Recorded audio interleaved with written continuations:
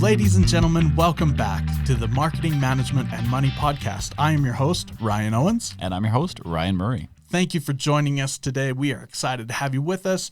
We are going to be talking about a topic, looking into a topic that is fairly new to me in some regards. It's something I'm still learning a lot in, but I'm absolutely fascinated by. And that is the financial side of small business. I kind of grew up in this marketing realm. I had a good grasp on the management side of things with getting a degree in psychology and having some experience there in management and other things like that. But the finances of a business kind of always eluded me a little bit. But you know, so many entrepreneurs, that's their hang up. And I appreciate you being honest and being real with the fact that it's like, oh, I'm still learning this. But at the same token, like, I've been around you enough that you're getting pretty good. Like, yeah, I feel like compared to the average entrepreneur, you're a rock star. Well, I get that there's still some room to go, but I'm gonna deflate my head here for a second. Just hold on. But in all honesty, the financials of a small business really, I was a little bit daunted by it. You know, it can be. Yeah, very much. It was something that I looked at and I was like, geez, you know, I don't want to be an accountant. I don't want to be that guy that sits behind a 10 key and clacks away all day. And you know, as soon as you said, you know, finance, we had 10 people that just turned off the podcast right there. Yeah, exactly. So for those of you who stuck with us, we appreciate it. Yeah.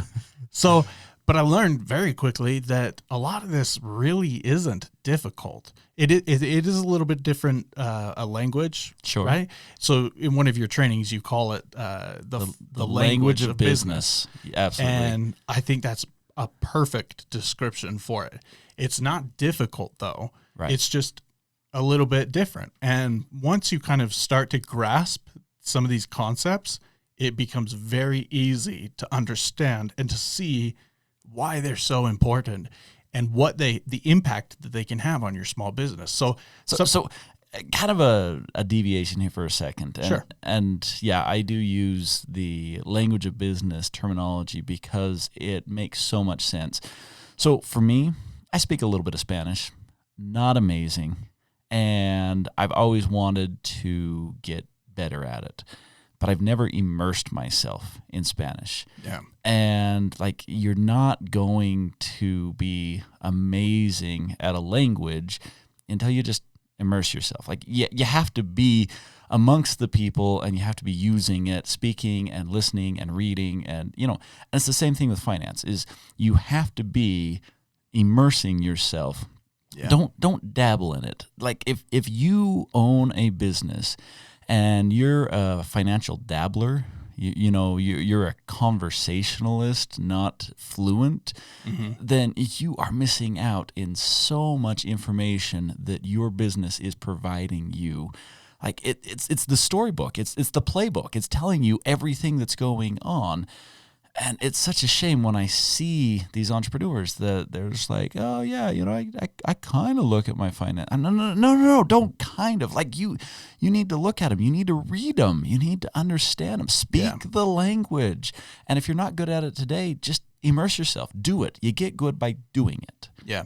Well, and you kind of come from this background, right? So I feel like it's maybe a little bit easier for you to kind of give that advice, but for someone like me who hasn't come from that background, I will say that I've learned a second language as well. So I will say that learning the language of business, the financial side of things, isn't nearly as difficult as actually learning another language. But the same concepts still apply. Sure. Like you talked about immersing yourself in it. And I think that's super important. And you still kind of will go through that same uncomfortable phase of like, oh man, I got to ask questions because I don't know something, but I don't want to sound like an idiot, you know? But you have to make those mistakes. Like I legit remember asking one time, wait, is it PNL or P and L? Yes. Got it. So nobody knows. Just Profit and loss. profit loss. Yeah, exactly. So, okay, with that, because, you so gracefully pointed out that I don't relate to people very well. What are some of the things that you have come across that you're like, man, I wish that I would have known this sooner. I would have known this earlier on in your entrepreneurial efforts that would have made a difference. Oh my gosh. Give me some ideas here. Okay, so some of the first things that come to mind are like the importance of understanding both the profit and loss, which is so common, right? Right.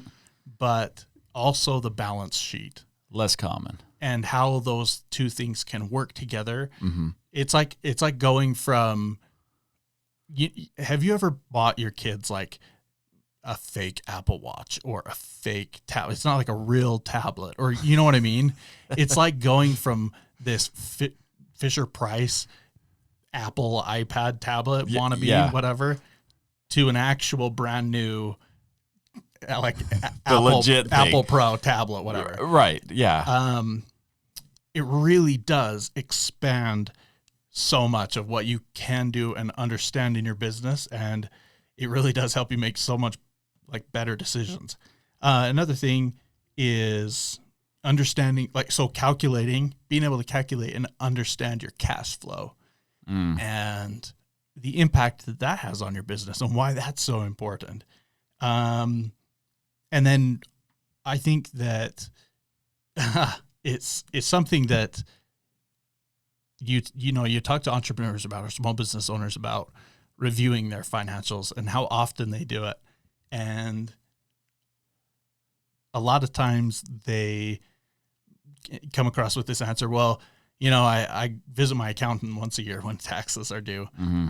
And that is, man, once you understand what finances can do for your business, really, everybody should be reviewing them at least once a quarter, right? Mm-hmm. But and I believe in your training, you recommend 7 times a year, correct? 17. Oh, 17.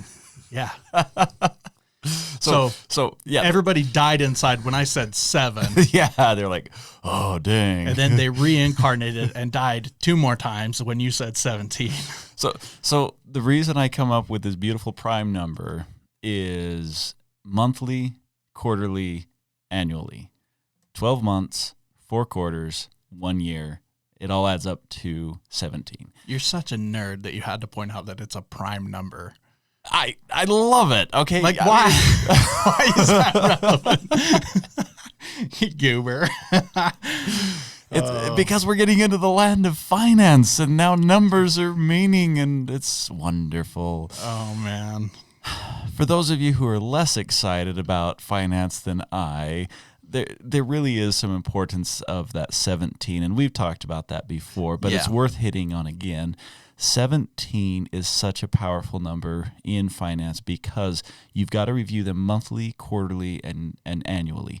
And I've had a lot of people ask, they're like, if you do it monthly, doesn't that cover quarterly and annually? Like, those still happen within a month, and I always say you're looking for different things. Right. When you're looking at a monthly P&L and balance sheet, it's going to give you different information than a quarterly P&L and balance sheet. And so, when you get to the end of the quarter, you should look at it twice. You should be looking at the monthly statement for March, and you should be looking at the Q1 statement for January through March, because they're both going to give you information. And, same thing end of the year when you hit December. And I know, I'm assuming that everyone's on a calendar. You might be on a fiscal, and that's fine. It doesn't matter. You get the point. Yeah. But, at the end of the year, you're looking at it 3 ways. You're looking at your monthly, your end of quarter, and your end of year. And, they are all telling you different stories. Oh, sorry, you're getting... No, you're getting the inner nerd to just come out like, oh, really? Can I come to the party? Really? Someone wants to hear it? So, okay, I'll back down. Take off your button up. We're gonna put on. Let's at least downgrade it to a polo, man. Come on. All right. So, The other day, my wife's like, "Oh, those shoes look like what Mr. Rogers used to wear." Oh, I'll take them off now. yeah, exactly. So Actually, Fred Rogers is awesome. There you go. Plug for Fred Rogers. all right. Do you really think he had tattoos up and down both arms? Is that why he wore sweaters?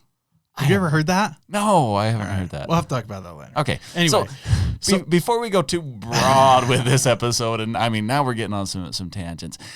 Let's get into some specifics. Sure. Let's grab a topic that is maybe less common in finance, but very impactful. And I'll let you pick. Okay. Oh man. Probably, you know what? Yeah. So the thing that comes to mind is it something that took me completely off guard when I learned about it. You and I have talked a little bit about this, about the hidden expenses or the hidden costs in business. So even with having everything dialed in with, I mean, say you are reviewing your P&L and your balance sheet, your statements, 17 times a year, you're diligent about doing that. Even with that, even with understanding your cash flow, even with, all of those things dialed in, you can still have costs that are tucked in to certain things that technically, I guess, get accounted for, but it's this facade. It's, what you have what you're accounting for it under isn't actually what it is. Mm-hmm. And so that's why it's these hidden costs, right? Yeah. And they can drown a small business. Yeah. Yeah. So can we, let me put kind of a definition around some hidden costs, and then we'll get into this. This is a great topic. Yeah. I'm excited about this one. So, hidden costs, they're called hidden not because they don't exist, not because they're not accounted for. Yeah. It's because they don't show up where you think they should show up. Yeah. And so, well, and even if you're looking for them, you can still miss them. So if you're not looking for them, you're missing them. Yeah. And they're usually going to be tucked in, like here and there, and they're kind of scattered about, but they all link to one thing. So, if you purchase a piece of equipment, then you're looking at that piece of equipment. And let's say arbitrarily it's a $20,000 piece of equipment. And you're like, okay, I just purchased this $20,000 piece of equipment. That's awesome. Well, now wait a second.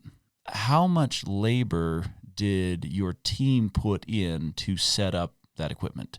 Yeah. So if you took two guys who, they're normally supposed to be out selling for you, and you said, hey, I need you guys to come in and set up this piece of equipment. And so they're now in the shop tooling, but you don't think about it because you're like, oh, well, I'm not paying them to set this up. It's like, yeah, you are.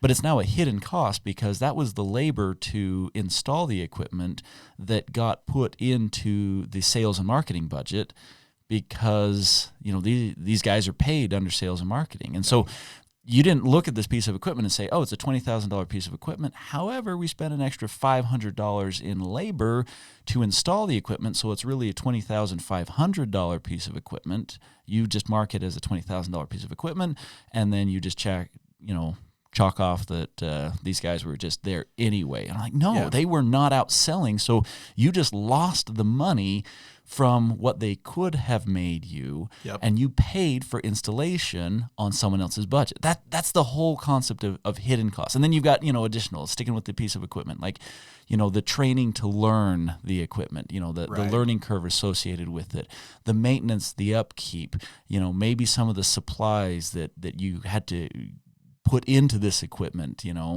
that you could have had to run electrical that wasn't already set up, and the mistakes you're going to make with it, and then you're going to have to go back and fix. Yeah.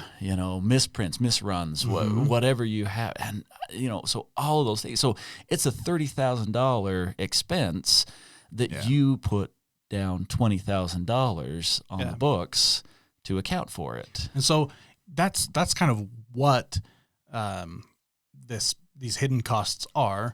But let's talk a little bit about why this is important. Okay, so I mean, at first I was like, well, it's not really that big of a deal because it's coming out of a budget, like you're accounting for it, and so everything still balances, right? Like what's going into one department and what's coming out of a department. So does it really matter?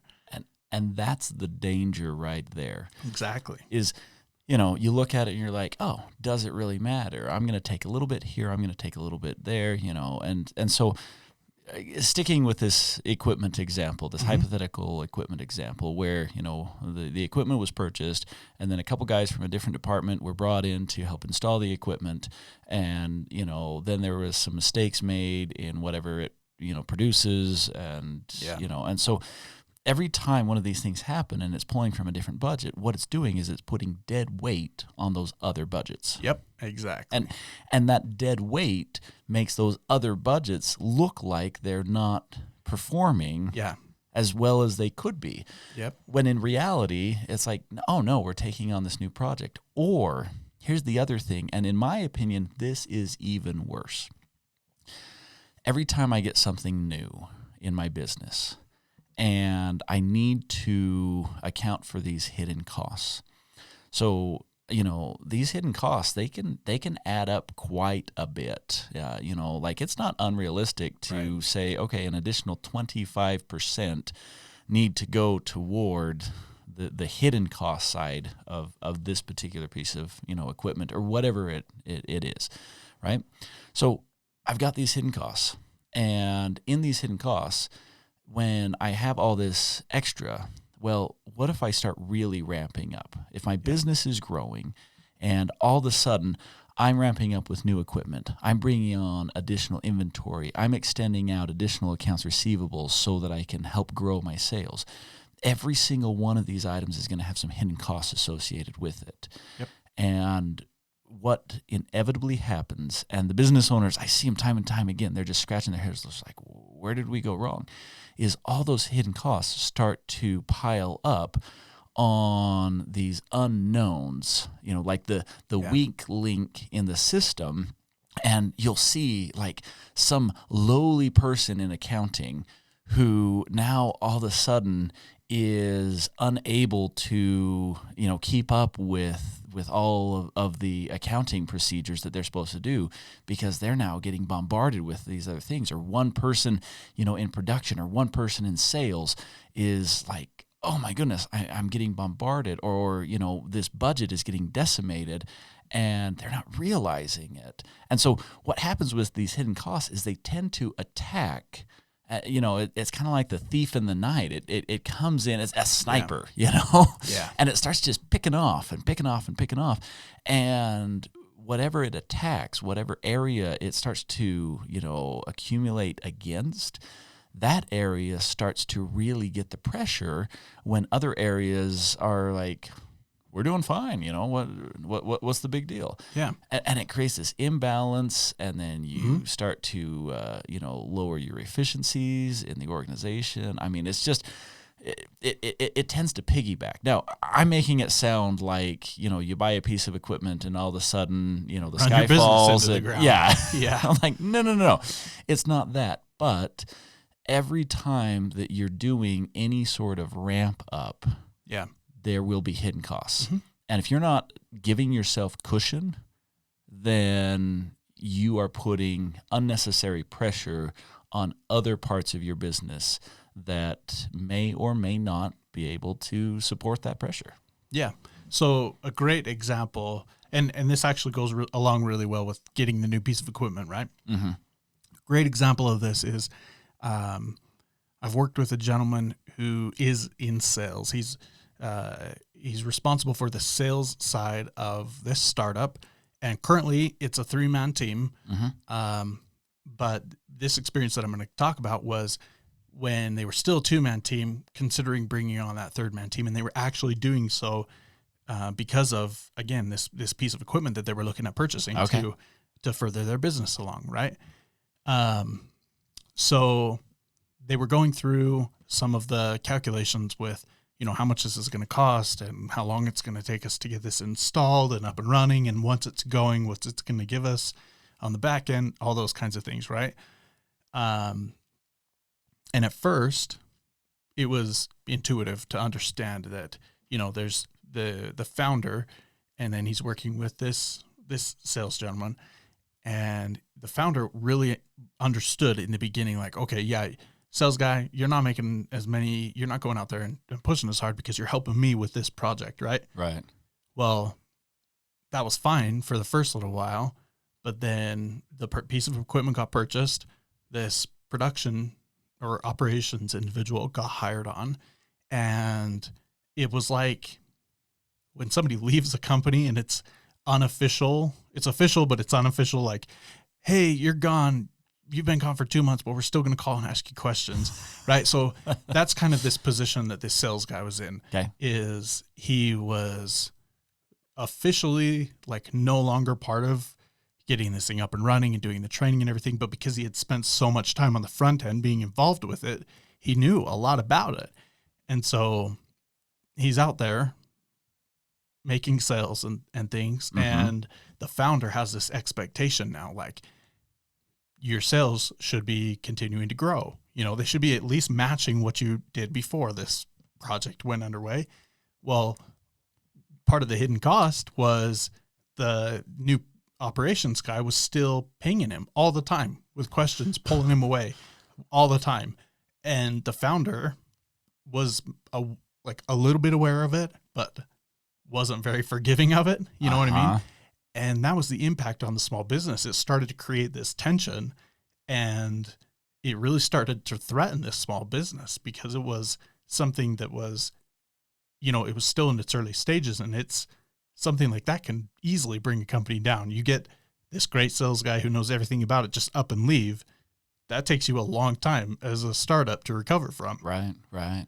And so anyway, that's part of this hidden cost thing, is like, there's that pressure on the sales department that is being applied because of the hidden costs that are getting pulled into what technically should still be an operations budget. Yeah. And side of things.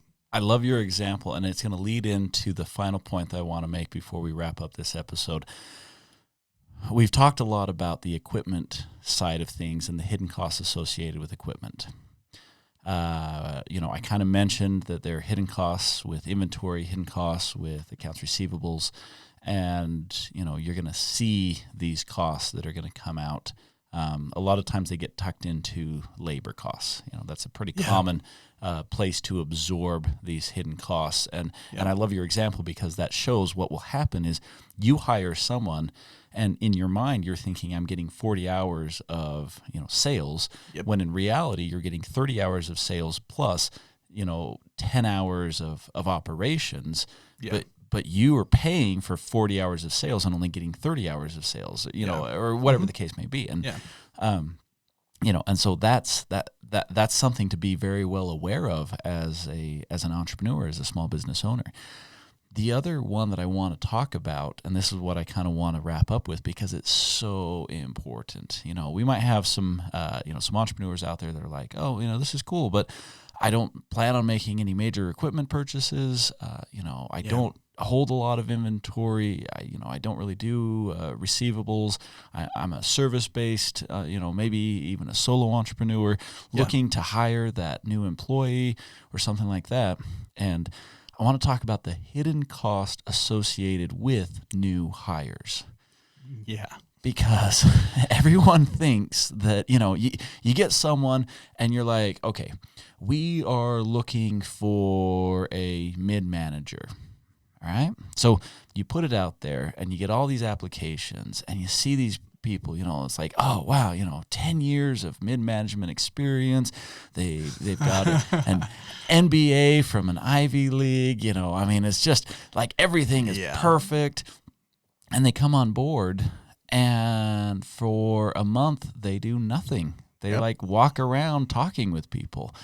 And, you're still paying them a mid-manager salary for that entire month that they're not doing jack.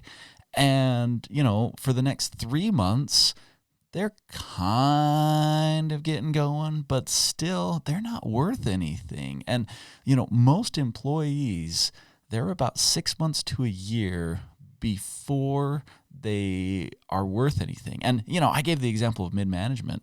This could be store associate.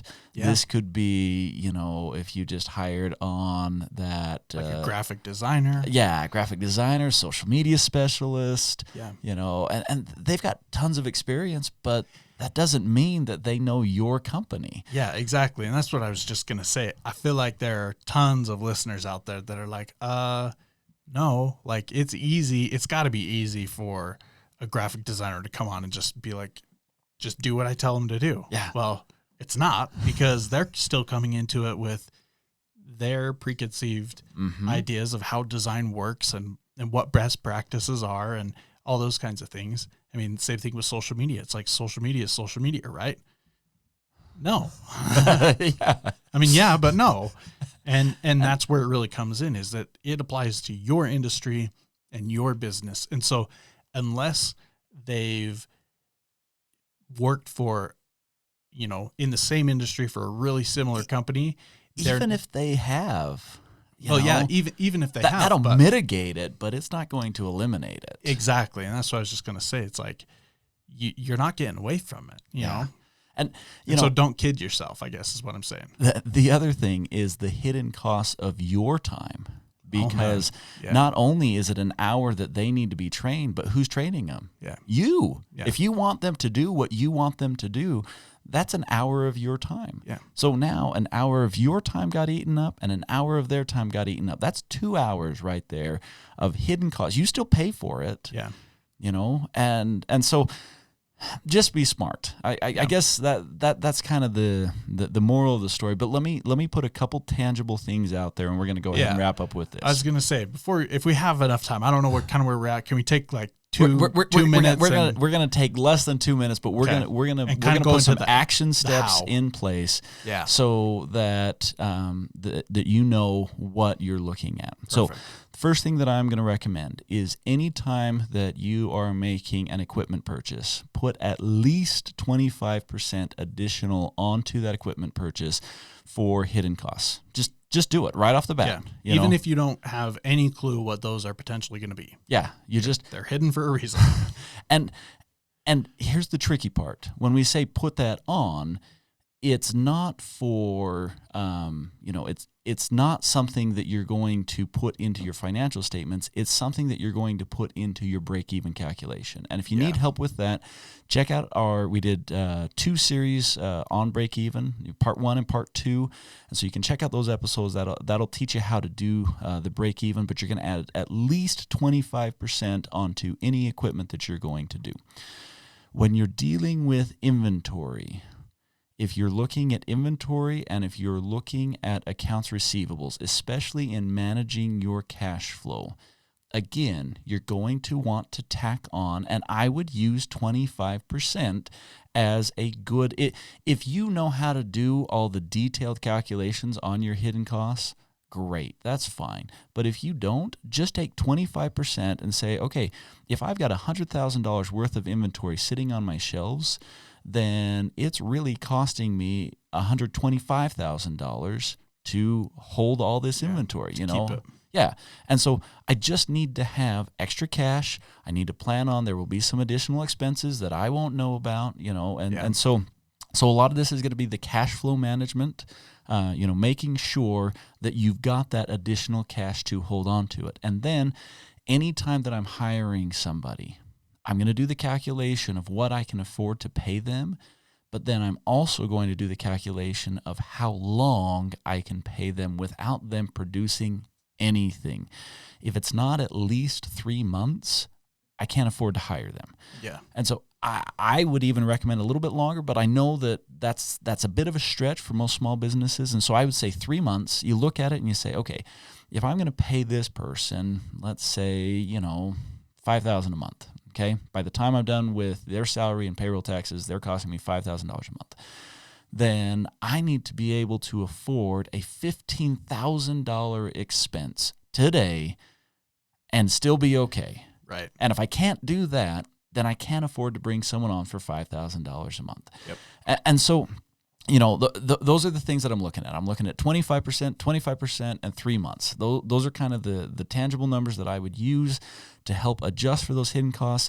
Most of that is going to be in an additional cash cushion. You're going to make sure that you've got that money in cash flow sitting there available to you. And if you don't have it, then you run a little bit leaner for a period of time until you have it. So is that good enough for a wrap up? Oh, yeah. Okay, love it. We went a little bit long, but we're going to go ahead and close it off there. Hope you enjoyed this episode. Tune into future and check us out at www.marketingmanagementmoney.com. Take care, guys.